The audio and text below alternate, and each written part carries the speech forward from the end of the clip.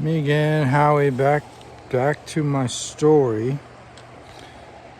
Um,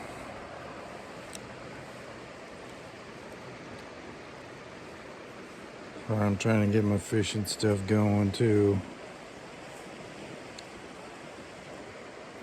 Back to my story about the alcoholism. I loved fly fishing when I was in Montana. Absolutely loved it. And the drinking got so bad that I couldn't stand out in the rivers anymore. I was drinking at 6 o'clock in the morning, and I would start drinking and thinking that's normal and it's probably what I should do. That's what will make me feel better. Because I was sick. And living a lie that I could manage my drinking. That my wife was crazy and that my boss was crazy and everybody didn't understand me and I can do this, but I was just in delusion. And it got to be so bad that I couldn't stand out in the river anymore. Started flinging worms from shore like a bait fisherman. That wasn't even working. Didn't even feel like baiting a hook.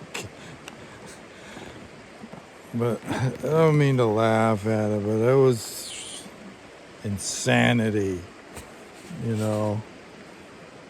There's the fly I'm after. It's the one.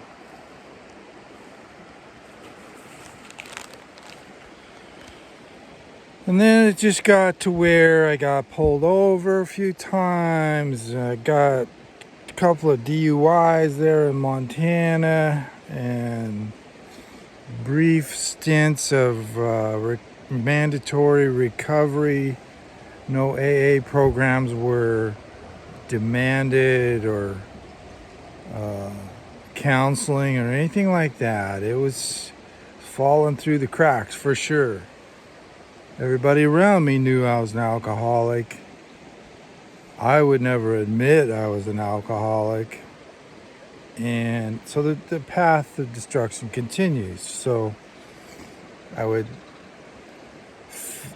just get by, you know. It's a conniving disease. And I'm not proud of it, but it's definitely not easy. Anyways, so that's why this is not something you should try on your own. Do not do this on your own. And to explain a little bit about traumatic experiences or growing up, my father left when I was real young. I never got over it. Never got over it. I had a great grandfather that was a father figure and manly man. And so not all of us are given that, and it's sad for sure, but you can get through it. There is an almighty God, and he's our Father. He loves you. He loves me. So anyways, some of these things leave a hole in your heart. Deep hole that you're trying to fill with anything. You know, there's nothing you can do. There's only God can fill it. And you go through substance abuse, different love, and it's never filled up. And the disease in the brain takes over. You start damaging, you know, your brain cells from whatever you're doing. And it looks so bad to everyone around you. And you feel like you're just trying to get through the day, you know, just through the day, just today, you know. And it's a horrible roller coaster. But let me tell you that you can conquer this.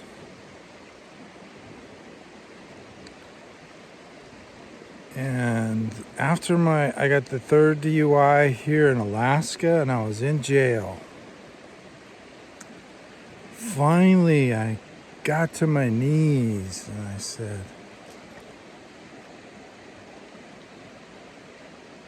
God, if you could help me now,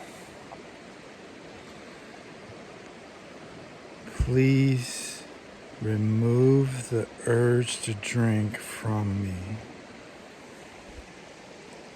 That's all I wanted. That's all I wanted. I surrendered totally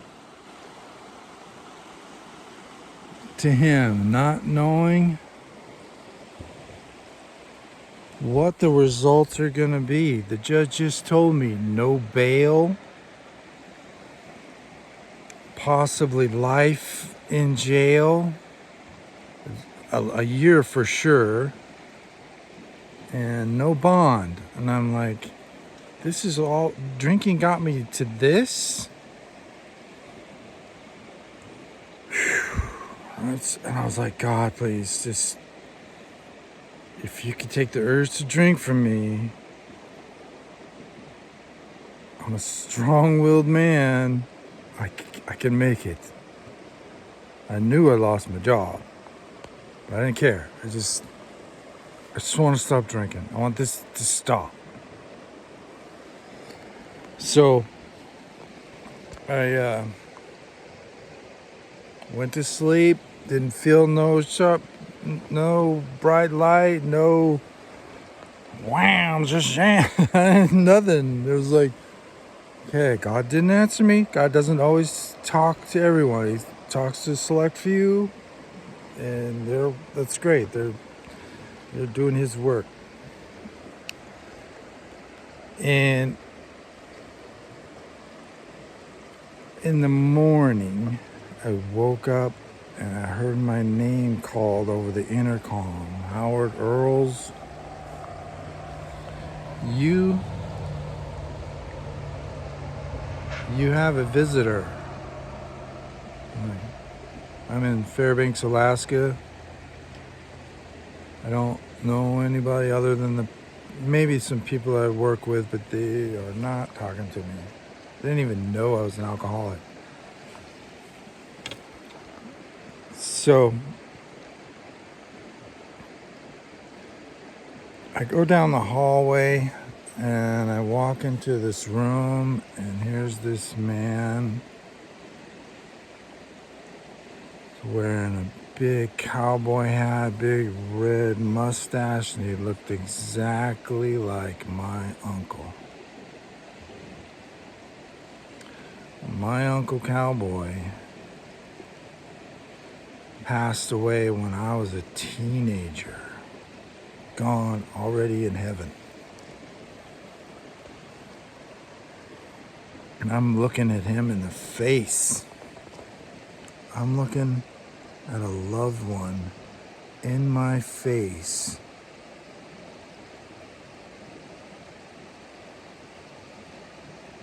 And he says, Howard, do you want to stop drinking?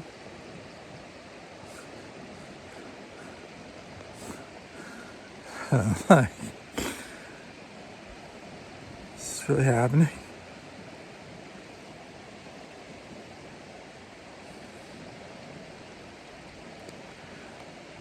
I knew right there